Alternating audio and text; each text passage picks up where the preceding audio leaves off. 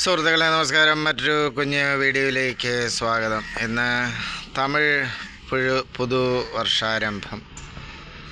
ഒരു കന്യാകുമാരി സ്വദേശി എന്ന നിലയിൽ എൻ്റെ എല്ലാ സുഹൃത്തുക്കൾക്കും പുതുവത്സരാശംസകൾ നേർന്നുകൊള്ളുന്നു. ശാന്തിയുടെയും സമാധാനത്തിൻ്റെയും ഐശ്വര്യത്തിൻ്റെയും ഒരു പുതുവർഷമാകട്ടെ ഈ വർഷമെന്ന് ഈശ്വര നാമത്തിൽ ആശംസിക്കുന്നു. പിന്നെ മറ്റൊന്ന്, നമ്മുടെ ഭരണഘടനാ ശില്പി ശ്രീ അംബേദ്കറുടെ ജന്മദിനമാണെന്ന്. പാർശ്വവൽക്കരിക്കപ്പെട്ടവർക്ക് വേണ്ടി എന്നും നിലകൊണ്ടിട്ടുള്ള മഹാനാണ് ശ്രീ അംബേദ്കർ.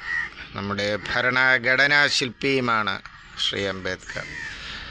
ഈ ഒരു അവസരത്തിൽ തന്നെ മനസ്സിന് വേദന തോന്നുന്നൊരു വിഷയം ഇവിടെ പറയാൻ ആഗ്രഹിക്കുന്നു. നമ്മുടെ നിതിൻ രാജ് എന്ന BDS വിദ്യാർത്ഥിയുടെ മരണത്തെക്കുറിച്ച് എന്നെപ്പോലെ നിങ്ങളും മാധ്യമങ്ങളിലൂടെയും മറ്റും അറിഞ്ഞിട്ടുണ്ടാവുമല്ലോ.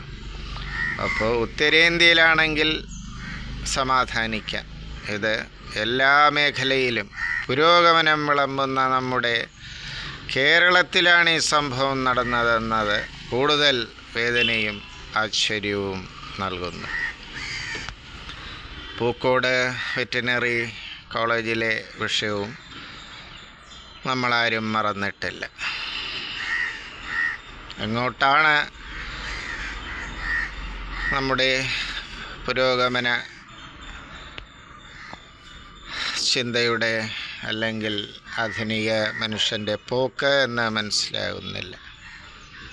നിങ്ങളോടൊപ്പം ഈ വിഷമം ഞാനും പങ്കുവയ്ക്കുന്നു. നന്ദി സുഹൃത്തുക്കളെ, നമസ്കാരം.